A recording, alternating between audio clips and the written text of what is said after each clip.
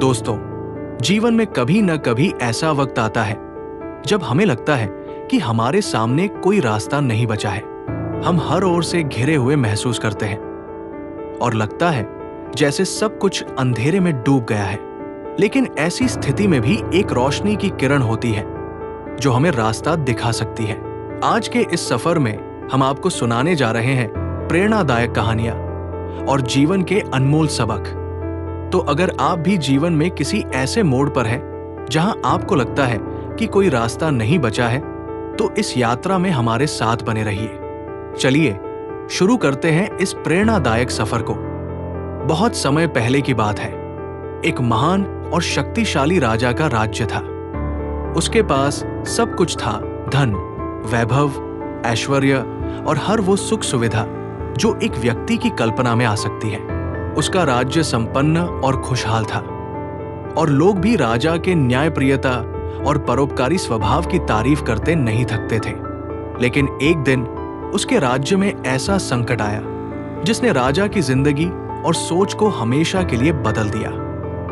एक दिन अचानक राजा के राज्य में भीषण अकाल पड़ गया।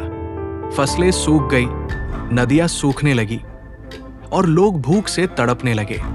ये स्थिति इतनी भयानक थी कि राजा ने खुद को असहाय और टूटता हुआ महसूस किया। राजा ने कई उपाय किए।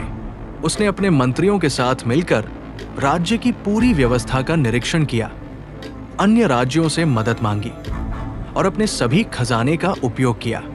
परंतु एक के बाद एक हर प्रयास असफल होता गया। राज्य में हर तरफ निराशा का माहौल बन गया। लोग सोचने लगे कि क्या अब उनका राज्य फिर से पहले की तरह खुशहाल बन पाएगा। आखिरकार राजा को एहसास हुआ कि शायद अब उसके पास कोई उपाय नहीं बचा है। उसने अपनी सारी शक्ति और साधन लगा दिए थे, पर अकाल की भयानकता कम होने का नाम ही नहीं ले रही थी। इसी निराशा में डूबे राजा ने सोचा कि उसे अब किसी से मार्गदर्शन लेना चाहिए। तभी उसे एक महान संत के बारे में याद आया जो एक पहाड़ की ऊंचाई पर ध्यान में लीन रहते थे और जिनके पास दूर दूर से लोग समाधान पाने आते थे। राजा ने तय किया कि वह उस संत के पास जाएगा।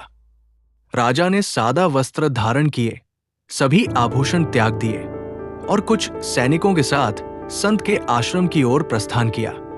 ये यात्रा आसान नहीं थी। पहाड़ों की ऊंचाइयों पर चढ़ते हुए उसने कई कठिनाइयों का सामना किया, लेकिन उसके मन में एक आशा थी कि संत उसे कोई ऐसा मार्ग दिखाएंगे जिससे वो अपने राज्य को इस संकट से उबार सके।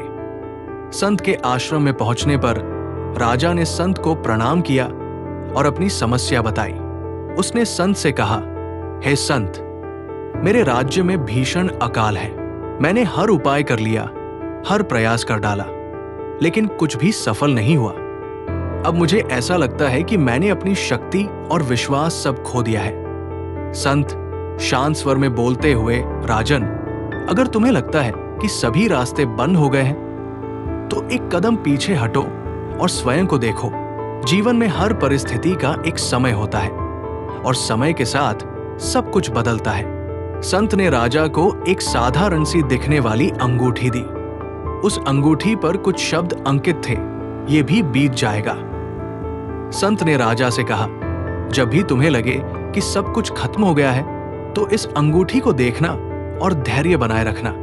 ये संदेश तुम्हारे लिए है कि समय के साथ सब बदलता है, हर समस्या का अंत होता है, बस तुम्हें संयम और धैर्य रखना होगा।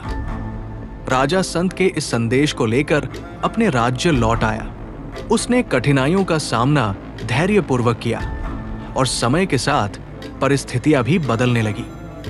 धीरे धीरे वर्षा होने लगी, फसलें उगने लगी और राज्य फिर से खुशहाल हो गया।